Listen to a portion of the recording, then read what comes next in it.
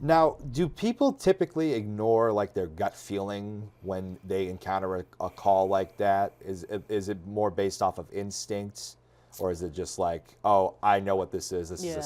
scam, and like I've done my research. Is it just in the moment? I think it's more so in the moment, because, like I said earlier, I've investigated a couple cases where, the person that they're very intelligent and they're very aware of like what's going on around them, but once that fear is instilled into them or that sense of urgency is instilled, then logic just goes out the window. Oh, absolutely. And I know from personal experience when that happened to a loved one of mine, it was, I mean, it was it was a very distressing time. Yeah. And I mean, it could really leave you discombobulated. Mm-hmm. Like you're really not thinking straight. So, I mean, Right. this really is just about just human nature and just Mm-hmm. how in the moment they take advantage of that. And Exactly. so if they encounter a suspicious message Mm-hmm. and they don't go through with it, Mm-hmm. should they still report it? Um, I would say yes. You don't necessarily have to, but just for the sake of making law enforcement aware of what is going on, I would say yes. Putting it on paper essentially, so that you guys are aware, and so that we can once we look at the case, obviously we see that there's no loss of money. What we'll do is we can reach out to agencies or local agencies around us, surrounding agencies, and just make them aware. Hey, this is what's going on. We actually our Betsy Nolan, she actually sent out an email earlier today or yesterday. Someone, or I think it may be like one or two reports came in recently where the scammers were saying, "Hey, I'm Jeff Hadley, the chief of police with Chatham Yeah, County, yeah. yeah, and asking for money." And it's like, no law enforcement agency is gonna call you and ask for money. Um, now we will call and say, hey, you may have an arrest warrant, but if that's the case, definitely contact your local police department or go in person to see if in fact that warrant is in fact active or invalid. And if it's not, then just make a report. Hey, I got this phone call. They said that I had a warrant for my arrest. And if that was that, then we just put it on paper. I was just about to say too, like how often does that happen where they impersonate like officials and law Mm-hmm. enforcement? Is that something that you commonly see too? Recently, yes. I would say within like the last years, like maybe last year and a half, we've seen an uptick in those kind of cases. Um, for the most part, they've been claiming to have been, deputies with the Chatham County Sheriff's Office or, with Hinesville Police Department, Liberty County Sheriff's Office, and saying that, you have a federal warrant for your arrest because you missed federal grand jury. Oh my Um, goodness. yeah, and then they just keep the conversation going, and then they say, hey, well, you can either we can either arrest you right now, you spend the weekend in jail, or you can pay us how much ever money. The most I want to say the most someone has in that case, I think it was like $15,000, and a form of payment they would suggest is Bitcoin.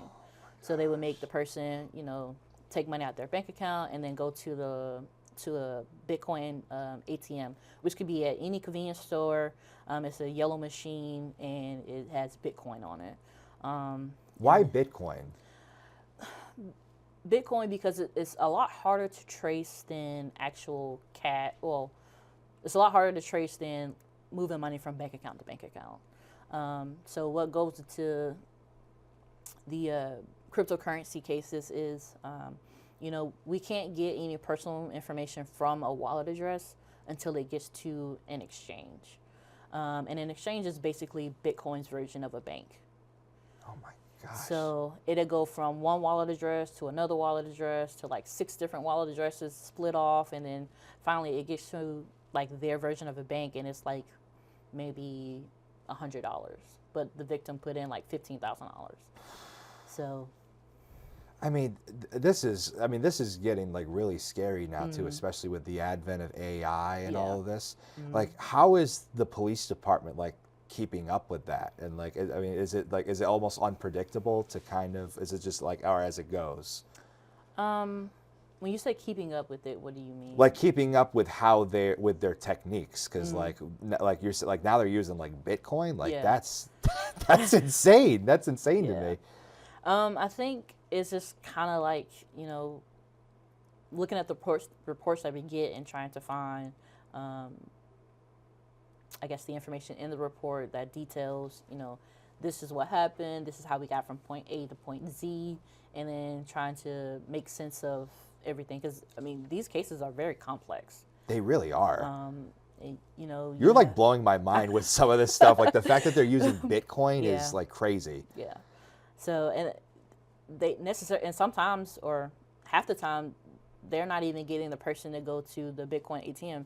They're making them download, or if the person already has access to Bitcoin or a different cryptocurrency through like Coinbase or crypto.com, they're like, okay, well, here, we're going to give you a QR code. You basically send money to this wallet address that's attached to the QR code.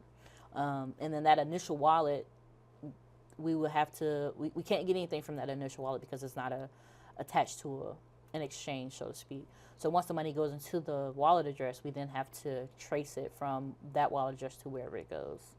Now, given what you just said with all the complexities involved with all these different types of scams, what advice would you give to residents about encountering these scams? My main advice would be, if you receive a phone call and they're claiming to be with law enforcement and they say that you have to pay them, hang the phone up. No law enforcement agency is going to ask for money. If they do, then you need to report it to the county manager or the city officials, whatever the case is. If like I said, if you receive these phone calls and you answer and they're like, oh, with your fraud department, if you don't recognize the number or you think something a little off, check your email to see if you got any emails from your bank, if you have the alert set up, if you have access to online banking, check your online banking, or just hang up and go to the bank and see if you can speak with someone about your account. Now, in terms of residents, like, is it important for them to know the certain types of scams, or is it just like if something's odd, just report it? Like, what are the types of scams they should look out for? Obviously, the cryptocurrency, and then just being aware of, like with the check fraud, just being aware of if you've sent out any checks, being aware if they've already been accepted by the person you sent the check to. Contact the business that you send the check to just to verify if they received it or not. You can also put alerts on your bank account for that particular transaction. You just have to contact, if you have access to your online banking, just go through the app to turn on your notifications, or just reach out to your bank and just say, hey, once I write this check, can you just make sure that once it's cleared, I'm alerted. And if you get an alert and the back of the image isn't endorsed by the person that you send it to, then go ahead and file that claim so that it can get investigated by the bank. And you can always file a police report as well. Yeah, always report. Yeah, always report. Yeah. Now, with these scams, do they typically just stay within the realm of a crime of a scam, or do they typically evolve into different larger kinds of crimes like identity theft and? Oh, they spiral out to identity theft, unauthorized use of financial transaction cards. It starts off as one thing, but then it just turns into a bigger issue once these crimes happen. This is, I think, what is scary about this kind of crime. I feel like it's the most human. Yeah. Because I feel like they target people. And correct me if I'm wrong. I feel like they target people, like, especially when they're at their most vulnerable. Like, specifically with my case, like with my girlfriend, it was very distressing for her during that accident. Right. And then they just latched onto that, and it's like, well, I'm trying to, like, you need to sue these people. You need to go to this machine. It definitely can happen to anyone. I actually, after I filed my taxes, I think back in like April, you get you get how much you owe or whatever the case is.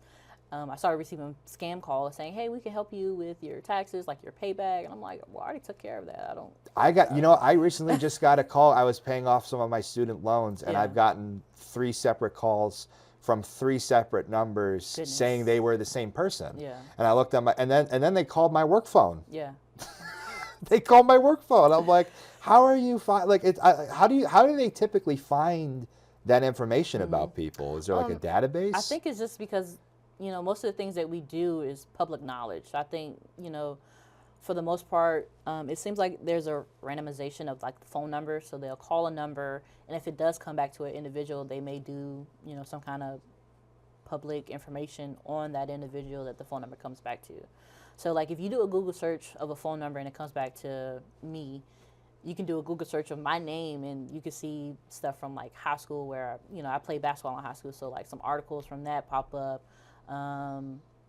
things of that nature. It's just crazy. It really is. To think about. It really is. And, as we kind of wrap up here, why is it so important for people to report these kinds of scams? I think it's important to report these scams to not only prevent this from occurring to anyone else, but also to protect yourself.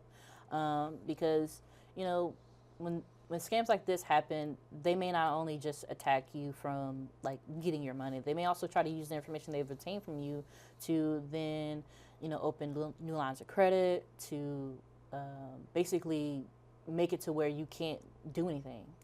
I think that's the biggest reason for reporting these is that reason. And I know it's just, it really is just crazy. I mean, I guess, what can people do to protect themselves? I would say putting alerts on your bank account I would say is the number one thing. I actually was at home maybe a month ago, and I got an alert saying, hey, there's some activity in your card. I was like, I don't know about this. So I went and froze my debit card, and I think 10 minutes later I got a notification saying, hey, this Instacart transaction for $200 was denied. I was like, I don't even use Instacart. So I had to call the bank and then get a whole new card and everything. Yeah, they really are going after everything. I recently had a thing where I had money taken out of my PayPal, and I was like, I did not approve of this transaction. And it was just a whole process, and I had to call my bank and they had to block. It's just a whole thing. But is it best for people to just be vigilant, or because obviously you don't want to dive into the realm of paranoia, but it's exactly. You just have to just be aware of it. I would say just being aware of it and then taking the necessary steps as far as, putting alerts on your account so that, when, a certain amount of money is spent, it alerts you, or you can just do it for any transaction, whether it's a deposit or withdrawal. It notifies you so that you can then, look at it and be like, well, I don't know about that. And then you can, reach out to the bank, have a conversation with them to figure out where that transaction came from.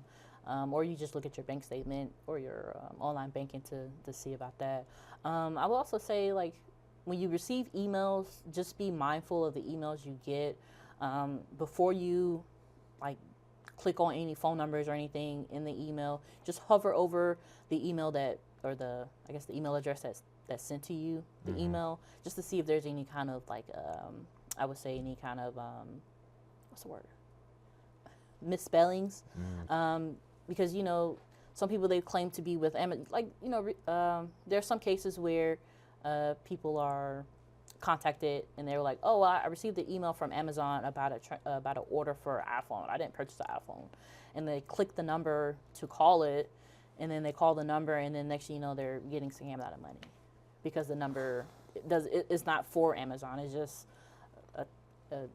either a voice over internet phone number or text now phone number, just a phone number that was made up so that the scammers could, have people call them to then take their money.